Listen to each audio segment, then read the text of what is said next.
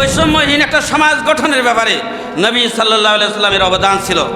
নবী সাল্লাল্লাহু আলাইহি সাল্লামের অবদানকে যদি জাতি স্মরণ করে, কিয়ামত পর্যন্ত পৃথিবীর কোনো অংশে বৈষম্যের শিকার কোনো মানুষ হবে না। সবলের হাতে কখনো দুর্বল নির্যাতনের শিকার হবে না যদি নবী মুহাম্মদ সাল্লাল্লাহু আলাইহি সাল্লামের মদিনার সনদ অনুযায়ী রাষ্ট্র পরিচালনা করে। এই মাপকাঠি নবী মুহাম্মদ সাল্লাল্লাহু আলাইহি সাল্লাম রেখে গিয়েছেন। বৈষম্যহীন একটা পরিবেশ গঠন করার চিন্তা ভাবনা নবী মুহাম্মদ সাল্লাল্লাহু আলাইহি সাল্লামের ছিল। বৈষম্যহীন একটা সমাজ গঠনের পরিকল্পনা নবী মুহাম্মদ সাল্লাল্লাহু আলাইহি সাল্লামের ছিল। বৈষম্যহীন একটি সমাজ গঠনের পরিকল্পনা নবী মুহাম্মদ সাল্লাল্লাহু আলাইহি সাল্লামের ছিল। নবী সাল্লাল্লাহু আলাইহি সাল্লাম সন্ত্রাসবাদী দূরকরণের ব্যাপারে ভূমিকা ছিল ইসলামী ভূমিকা। সন্ত্রাসবাদী দূরকরণ এটা ইসলামের রাষ্ট্র কায়েমের ব্যাপারে একটা মূল বিষয় ছিল।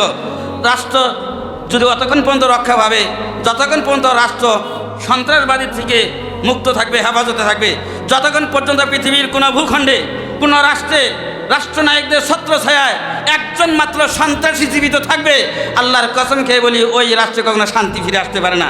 আজ তো সন্ত্রাসবাদীদের বিরুদ্ধে স্লোগান দেওয়া হয়, সন্ত্রাসবাদীদের বিরুদ্ধে কথা বলা হয়, সন্ত্রাস দমনের বিরুদ্ধে আইন করা হয়।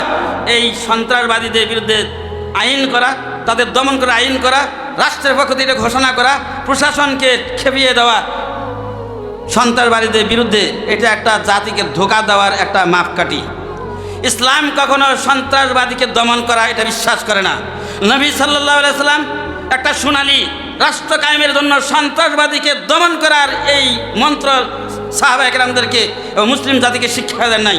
তার কারণ সন্ত্রাসবাদীকে দমন করার পিছনে একটা ধোঁকা রয়েছে। দমন তো ওইটাকে বলা হয় যে আমি আপাতত এটাকে দমায় রাখবো, পরবর্তীতে আমার প্রয়োজনে আমি আবার জীবিত করে ব্যবহার করবো, এর নাম হলো দমন। আজকে রাষ্ট্রের পক্ষ থেকে ঘোষণা করা হয়, রাষ্ট্রের পক্ষ থেকে এলান করা হয় সন্ত্রাসবাদীকে দমন করার আইন করা হয়েছে।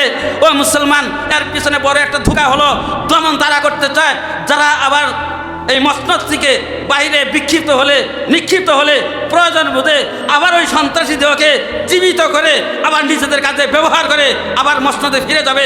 এই জন্য তারা সন্ত্রাস দমনের আইন পাশ করে। সন্ত্রাস যদি দমন করা হয়, আজকে দমন করা হলো, আগামীকাল আমার প্রয়োজন হলে আমি তাদেরকে আবার জীবিত করে আমার কাজে ব্যবহার করে মসনদে ফিরে যাব। এই জন্যই তো সন্ত্রাসকে দমন করা হয়। ইসলাম সন্ত্রাস দমন বিশ্বাস করে না। নবী মুহাম্মদ সাল্লাল্লাহু আলাইহি ওয়াসাল্লাম জীবনে সন্ত্রাস দমন বলতে কিছু ছিল না। নবী মুহাম্মদ সাল্লাল্লাহু আলাইহি ওয়াসাল্লাম সফল রাষ্ট্র কায়েম করার ব্যাপারে সন্ত্রাস দমন করার কোন নিয়ম নীতি দিয়ে যান নাই। কোরআনে বলা হয়েছে, নবী সাল্লাল্লাহু আলাইহি ওয়াসাল্লাম আদর্শ দ্বারা এটা প্রমাণিত হয়েছে, সন্ত্রাস দমন নয়, সন্ত্রাস দমন নয়, সন্ত্রাস দমন নয়, সন্ত্রাস নির্মূল করার বিধান কোরআন দিয়েছে, সন্ত্রাস নির্মূল করার বিধান মুহাম্মদ রাসূল দিয়েছে। সুতরাং দেশ যদি সন্ত্রাস থেকে মুক্ত করতে হয়, দেশ যদি সোনার দেশে রূপান্তরিত করতে হয়, দেশ যদি সোনার দেশে সাজাতে হয়, সন্ত্রাস মুক্ত না, সন্ত্রাস দমন না, সন্ত্রাস মুক্ত করতে হবে। সন্ত্রাস মুক্ত করা হলো এইটা কোরআনের বিধান, সন্ত্রাস মুক্ত করা হলো নবীজির বিধান, সন্ত্রাস মুক্ত করা হলো ইসলামী বিধান, সন্ত্রাস মুক্ত করা হলো এটা কোরআন হাদিসের বিধান। সন্ত্রাস দমন কোনো কোরআন হাদিসের বিধান না, সন্ত্রাস দমন করা রাসূলের আদর্শের বিধান না। সন্ত্রাস দমন তো এটাই ছিল যে সন্ত্রাস দমন করবো, আমার কাছে ব্যবহার করবো। সন্ত্রাস থেকে মানে পরিষ্কার করে দেশকে সাজাতে হবে।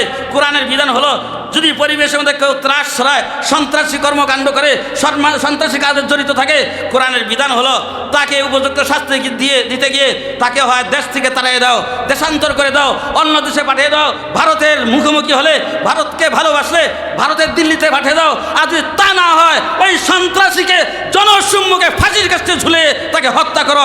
এইটা হলো কোরআনের বিধান, এইটা হলো রাসূলের আদর্শের বিধান। রাসূলের আদর্শ বিধান বাস্তবায়নের জন্য মদিনার জীবনের মধ্যে, মদিনার জীবনীতে রাসূল সাল্লাল্লাহু আলাইহি ওয়াসাল্লাম ইসলামকে নিয়ে চিন্তা করেছেন। সোনালী পরিবেশ একটা জাতি কীভাবে হবে, সন্ত্রাস মুক্ত একটা পরিবেশ জাতি কীভাবে হবে, এই চিন্তা ভাবনা অনুযায়ী কোরআনের বিধান অনুযায়ী রাসূল সাল্লাল্লাহু আলাইহি ওয়াসাল্লামের আদর্শের বিধান ছিল যে সন্ত্রাস দমন না, সন্ত্রাস মুক্ত পরিবেশ গঠন করা। রাসূলুল্লাহ সাল্লাল্লাহু আলাইহি ওয়াসাল্লামের আরেকটা আদর্শ ছিল, সেটা হলো বৈষম্যবিহীন সমাজ গঠন করা, রাষ্ট্র গঠন করা। যে রাষ্ট্রের মধ্যে, যে সমাজের মধ্যে, যে পরিবেশের মধ্যে কোনো বৈষম্য বলতে কিছুই থাকবে না। ও মুসলমান, বিদায়ী ফতে মক্কার সময়, মক্কা বিজয়ের সময় একটি ঘটনা, একজন মহিলা চুরি করতে গিয়ে ধরা পড়ে গেল। রাসূলুল্লাহ সাল্লাল্লাহু আলাইহি ওয়াসাল্লামের মায়ের বংশে সেই মহিলা ছিল, বড় উঁচু বংশের মহিলা ছিল, হাশিমি বংশের মহিলা ছিল। এখন কোরআনী বিধান অনুযায়ী, ইসলামী বিধান অনুযায়ী, নবী মুহাম্মদ সাল্লাল্লাহু আলাইহি ওয়াসাল্লামের বিধান অনুযায়ী চুরে যদি হাত কেটে দেওয়া হয়, নবীজির মায়ের বংশ কলঙ্কিত হয়, হাশিমি বংশ কলঙ্কিত হয়। যে ফ্যামিলির এই মেয়ে ছিল, এই মেয়ের পক্ষ থেকে, হাশমি বংশের পক্ষ থেকে কিছু লিডার নবী মুহাম্মদ সাল্লাল্লাহু আলাইহি ওয়াসাল্লামের কাছে আবদার জানানো হলো, হাতটা যেন কাটানো হয়। বিদায় ফতে মক্কার সময় নবী সাল্লাল্লাহু আলাইহি সাল্লাম, বুখারীতে হাদিসটা আসছে, নবী সাল্লাল্লাহু আলাইহি সাল্লাম মক্কার জমিনে দাঁড়িয়ে বাইতুল্লাহ শরীফের বাইতুল্লাহর সামনে দাঁড়িয়ে, হযরত আসওয়াদের সামনে দাঁড়িয়ে, মাকামে ইব্রাহিমের সামনে দাঁড়িয়ে জাতির উদ্দেশ্যে নবী মুহাম্মদ সাল্লাল্লাহু আলাইহি ওয়াসাল্লাম ভাষণ দিয়েছিলেন।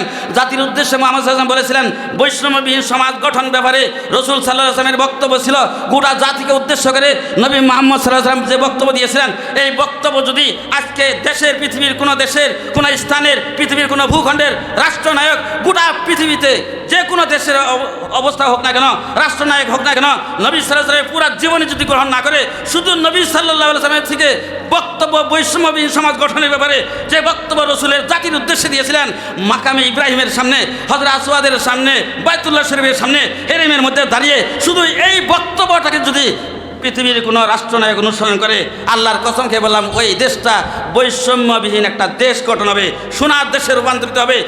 যে দেশে কোনো বৈষম্য থাকবে না, যে দেশে কোনো উঁচু নিচু থাকবে না, ধনী গরিবের মধ্যে পার্থক্য থাকবে না, সবল দুর্বলের মধ্যে পার্থক্য থাকবে না।